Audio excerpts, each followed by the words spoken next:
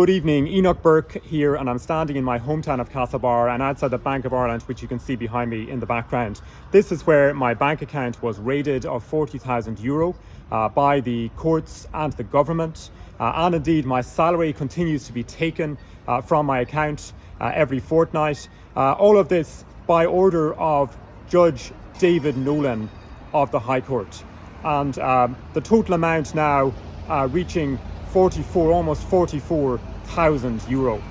Now, as you know, I was in court this week on Tuesday, and I just want to clarify what happened in that court.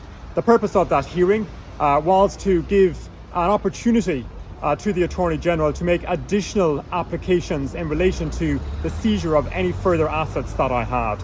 And so I went into that hearing fully expecting to be stripped of any further income that I had. Now, the reason for that was because of an order that was made by Judge Nolan 2 weeks beforehand on the 25th of March. And I have a copy of that order in my hand here. And there were two parts to that order.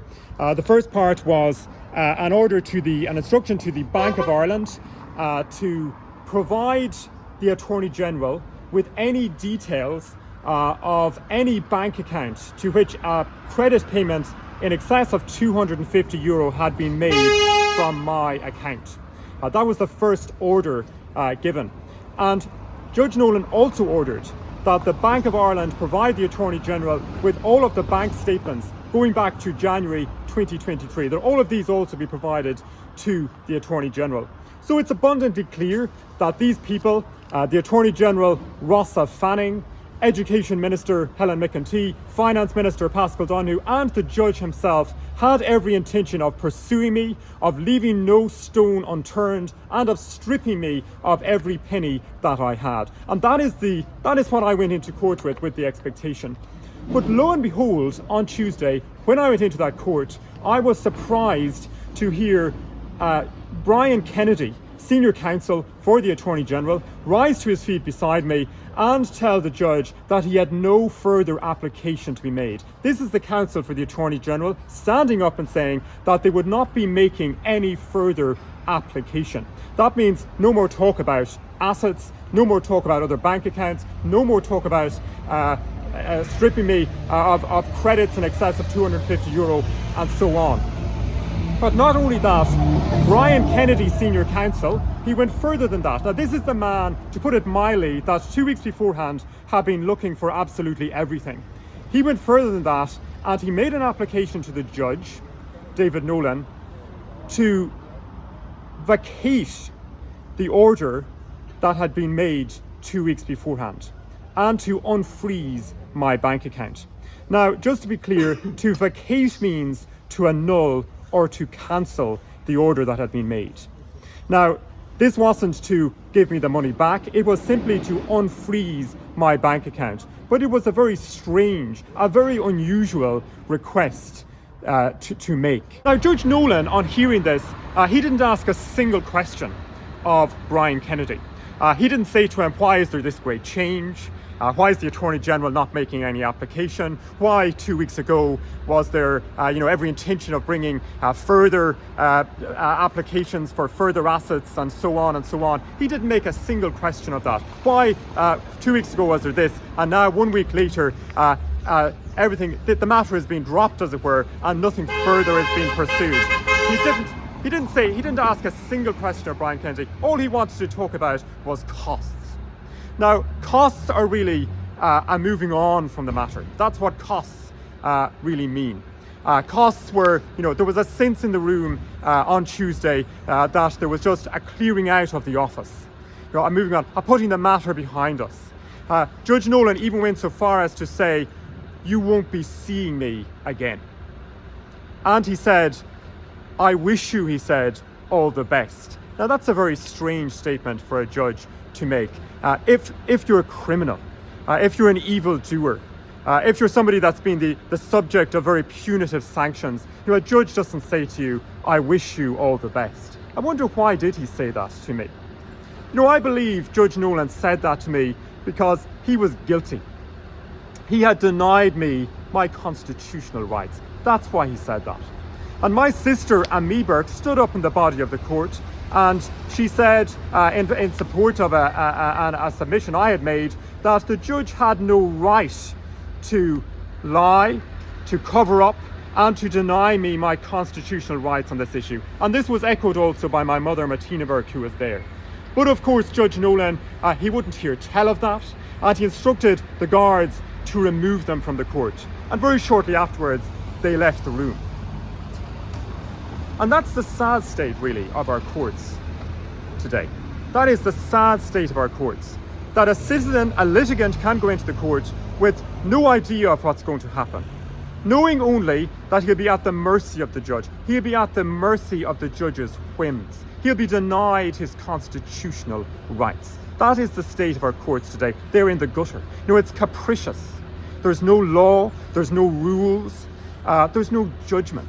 That is the state of our courts. One day, they're taking everything from you, and the next day, the matter is very strangely dropped without any explanation. But I'm here today. My bank account has been emptied of €40,000, and my salary is still being stolen from me by the courts and by the government. Now, I left the court, and it was a very short hearing. It only took about 20 minutes before the judge ran out the door, as usually happens. And very shortly afterwards, I was told that nothing really of what had happened in the court had been properly reported in the media. In the courtroom, when I went in, and you stand in the council's benches, just over to the right, there are benches for the media. That's a very important section of the court. The media are to be the eyes and the ears of the public. And not one of those journalists that sat there were many journalists. There was Nicole Gernon of Virgin Media News, Diane Connor of RT News, Shane Phelan of the Irish Independent, and others. Not one of those journalists had reported that the order of Mr. Justice David Nolan had been vacated. Not one of them. This is an unprecedented order of Judge David Nolan, made only 2 weeks before, and unprecedented. Never before something like this in the history of the nation. And now 2 weeks later, it's being vacated. Not a single one of them reported that. Not a single one of them. And they didn't even say, this is unusual. Perhaps could somebody explain this, why this order is being vacated? And I would emphasize, this was the salient fact of that hearing. This was the whole substance of the order made by the judge on Tuesday. And not one of them gave it the prominence, even mentioned it, never mind giving it the due prominence that it should have had. What these journalists did instead was to focus on, Amy Burke was removed. Martina Burke was removed from the courtroom. And this has happened many times before. They don't report on what was said. They don't report on what was said by Amy Burke or Martina Burke, or what the issue was. And the issue on Tuesday, of course, was a very important one. It was about the blanket denial of the Constitution and the law. No, they don't say anything about that. Instead, the media, instead of reporting on what actually happened in the courtroom, they just grasp at an opportunity to blacken my family and to slander us and to drag our name into the dust. And that is a very serious matter. It's a very serious place in this country when what is reported in the media bears no true resemblance to what happened in the courtroom. That's very serious. When the media is hiding certain things from the public, the media is to be the watchdog. That's why they're present in the court. They are to be the watchdog of the court, not to be a mouthpiece for the judge. But that is what happened on Tuesday. The journalist sitting there is simply a mouthpiece for the judge, and I would say devoid of any true responsibility to the truth, devoid of any sense of responsibility to simply tell the truth. But I would simply finish by saying I don't accept the denial of my constitutional rights. I don't accept that the judge is a law unto himself, and that when you go into the courtroom, as happened on Tuesday, the judge can lie and do what he likes and cover up the facts and deny you your constitutional rights. Every citizen in this country has a right to their religious belief. And what has happened over these last few weeks is an attempt by the government and the courts to bully me into subjection. But that right is there for all citizens. Freedom of conscience and the free profession and practice of religion and it must be maintained.